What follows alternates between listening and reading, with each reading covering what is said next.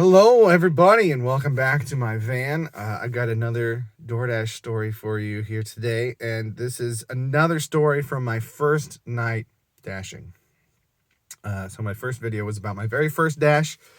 After that dash, I had a couple to McDonald's, which were very easy. I appreciated very much. Sorry, just messing with my lights. Thought everything was going well, and then I got this order, and I don't remember what the price was, but my memory says that it was pretty good. At least I thought it was at the time on my first night. I get this order to Casey's. Now, I mentioned in my last video that there were several orders that came in when I first started that I declined for various reasons, and one of those reasons was that one of those orders told me a big alert that it contained alcohol. And it said if I were to pick it up, I would have to show my ID when I picked it up. And then I was responsible for checking the customer's ID when I delivered it.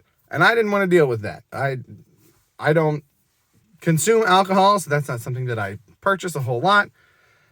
Not that I have a problem with showing my ID to purchase something that I need to, but I really didn't want to be on the other side of that and have to deal with asking the customers to see their ID. And if they say that they don't have, I had to do stuff like that when I worked at Walgreens and people were buying cigarettes.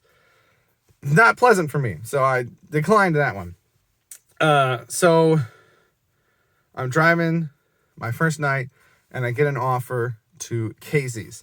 Now, the one that I declined that had alcohol in it, when I got that offer, I was parked in a parking lot, so I had lots of time to look at it and read through it.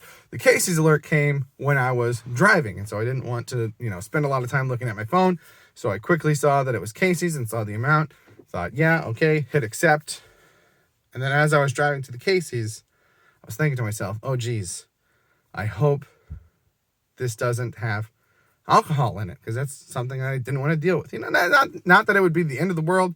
I feel like I could handle it. That's just not something I wanted to deal with on my first night out. So I drive to the Casey's, I get there, I park, and then I go into the app and I look and see what the items are so that I know if it's going to be alcohol or not.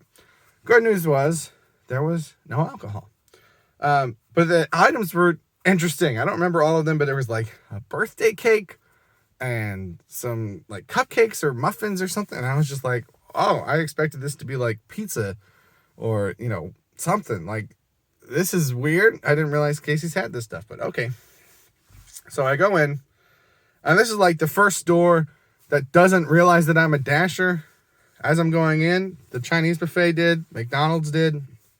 But this store, nobody said anything. Not that I was waiting around a whole lot, but I go back to the kitchen area of the Casey's, and I say, hey, I'm here to pick up a DoorDash order. And the guy back in the kitchen looks at me and says, ain't nothing on the ticket.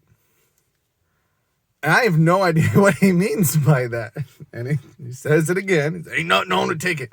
And I'm just kind of at a loss of how to respond to that.